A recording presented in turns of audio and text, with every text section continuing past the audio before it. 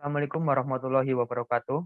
Nah, salam sejahtera dan semoga sehat selalu untuk kita semua.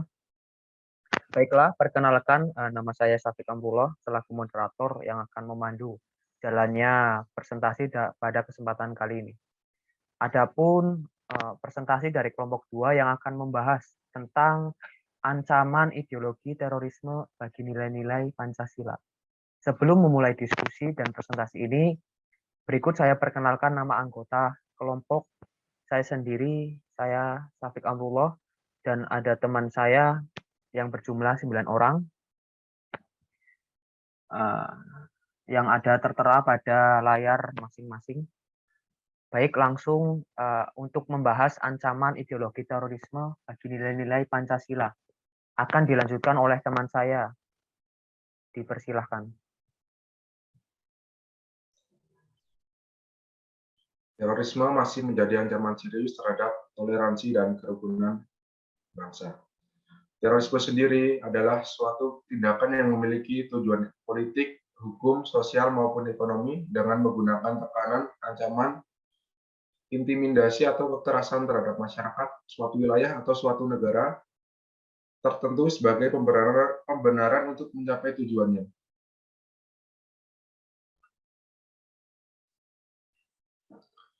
Adapun target dari radikalisme dan terorisme di Indonesia.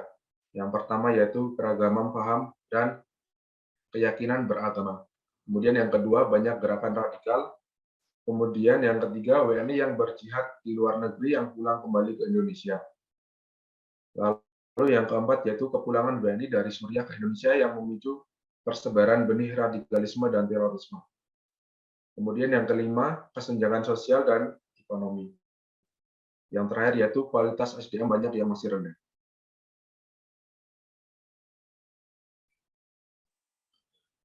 Terorisme merupakan kejahatan yang luar biasa, membutuhkan penanganan dengan cara-cara yang luar biasa. Yang pertama, terorisme merupakan perbuatan yang menciptakan bahaya terbesar terhadap hak asasi manusia. Kemudian yang kedua, target terorisme bersifat random atau indiscriminate yang cenderung mengorbankan orang-orang yang tidak bersalah. Kemudian yang ketiga, kemungkinan digunakannya senjata-senjata pemusnah massal dengan memanfaatkan teknologi modern. Lalu yang keempat, yaitu kecenderungan terjadinya sinergi negatif antar organisasi terorisme nasional dengan organisasi internasional. Lalu yang kelima, yaitu kemungkinan kerjasama antara organisasi teroris dengan kejahatan yang terorganisasi baik yang bersifat nasional maupun internasional. Kemudian yang terakhir yaitu dapat membahayakan perdamaian dan keamanan internasional. Berikut merupakan potensi radikal dan terorisme yang terus mengintai.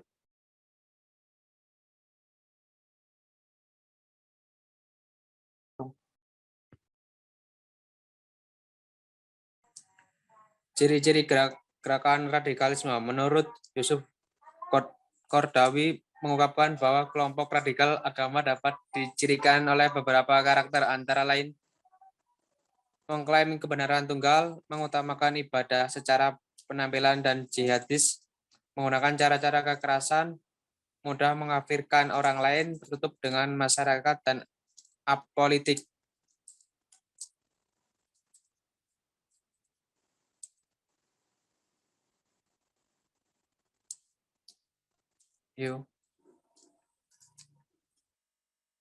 Faktor-faktor pencetus radikalisme: perubahan secara total dan bersifat revolusioner, menjungkir balikan nilai-nilai yang ada. Ciri-cirinya: intoleran, tidak mau menghargai pendapat dan keyakinan orang lain, fanatik atau selalu merasa benar sendiri dan menganggap orang lain salah. Eksklusif, membedakan diri dari umat Islam umumnya. Revolusioner, cenderung menggunakan cara-cara kekerasan untuk mencapai tujuan. Motivasi, faktor internasional, ketidakadilan global. Negara Barat melakukan penindasan terhadap agama tertentu. Proses damai mustahil, kekerasan jalan yang paling tepat untuk perubahan. Penjajahan atau imperialis, neokolonialisme dan neoliberalisme. Untuk faktor domestik itu persepsi ketidakadilan, kesejahteraan, pendidikan, kecewa terhadap pemerintah, balas dendam. Untuk faktor kultural, pemahaman agama yang dangkal, penafsiran kitab suci yang sempit. Untuk terorisme sendiri itu setiap orang yang dengan sengaja menggunakan kekerasan atau ancaman kekerasan menimbulkan situasi teror atau rasa takut terhadap orang secara meluas atau menimbulkan korban yang bersifat massal dengan cara merampas harta benda orang lain atau mengakibatkan kerusakan atau kehancuran terhadap objek-objek virtual strategis atau lingkungan hidup atau fasilitas publik atau fasilitas internasional. Selanjutnya,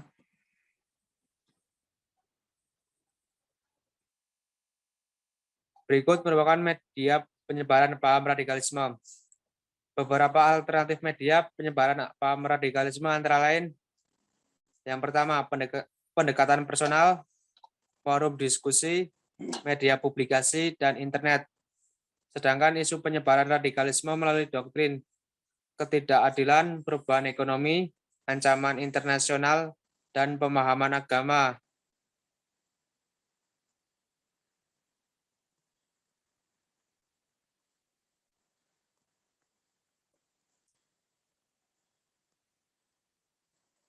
Atau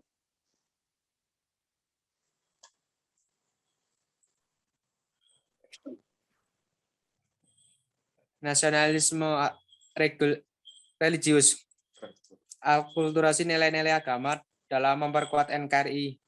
Indonesia mempunyai banyak kasus proxy war. Peristiwa terbaru adanya upaya polarisasi pembenturan antara nasionalisme dengan agama, namun sejatinya nilai dalam agama dan nasionalisme saling mengisi dan melengkapi.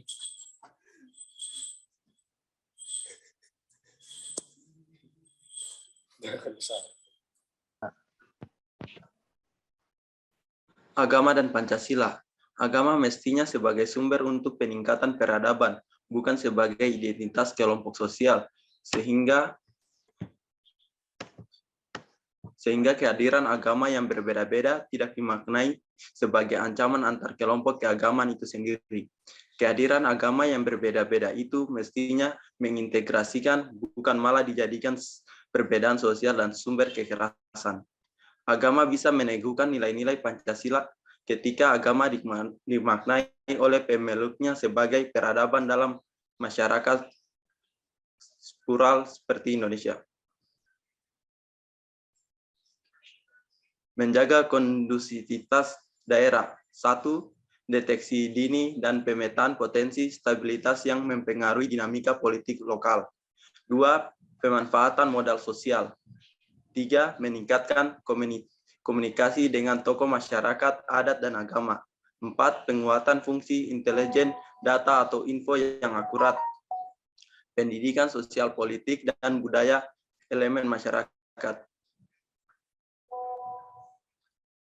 Mari sama-sama merawat Indonesia dengan cara mengembangkan gotong royong dan kerjasama. 2. Cinta lingkungan karena kebersihan adalah sebagian dari iman. 3. Menjadi garda terdepan benteng Pancasila dan penegak NKRI seutuhnya. 4. Sinergi melawan terorisme, radikalisme, narkoba, intoleransi, kemiskinan, kesengajaan, dan tantangan bangsa lainnya. Mulai merevolusi mental diri dengan segera bergerak dari diri sendiri dari sekarang dengan karya nyata. Beriman, berilmu, dan beramal untuk agama, bangsa, dan negara. Cinta tanah air adalah bagian dari iman. Baiklah, presentasi dari kelompok 2 telah usai. Mari bersama-sama kita simak video wawancara dengan beberapa narasumber. Terima kasih. Baik, di sini sudah ada narasumber dengan Saudara Putri. Saya sendiri selaku moderator Syafiq Amrullah. Baik, langsung yang saya tanyakan ke narasumber. Yang pertama, bagaimana pandangan saudara mengenai ancaman ideologi bagi Pancasila terhadap liberal milenial ini? Jadi perubahan generasi ini sebenarnya juga berpengaruh terhadap keberadaan Pancasila di bumi Indonesia. Sikap yang selalu terbuka terhadap perubahan yang terjadi di dunia oleh generasi milenial ini bisa menjadi ancaman bagi Pancasila sebagai dasar negara Indonesia. Hal ini tentu harus diwaspadai dan diantisipasi sedini mungkin. Penguatan nilai-nilai Pancasila dalam setiap generasi merupakan hal yang mutlak dilakukan jika Pancasila ingin tetap bertahan. Pelaksanaan penguatan nilai-nilai Pancasila tentu diterapkan sesuai dengan kondisi zaman yang ada. Tidak mungkin menggunakan metode-metode lama. Generasi milenial lebih membutuhkan praktek nyata yang bisa langsung diterapkan dalam keseharian mereka. Mereka kurang menyukai hal-hal yang bersifat ceramah seperti itu. Lalu, mengapa terorisme mengancam nilai-nilai Pancasila?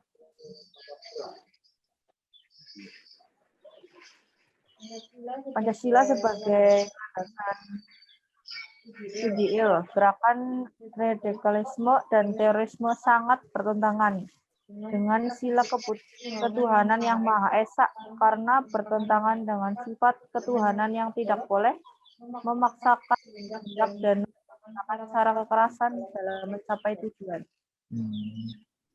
Lalu, apakah ada faktor apa saja yang melatar belakangi munculnya paham radikalisme yang mengancam ketahanan nasional Indonesia?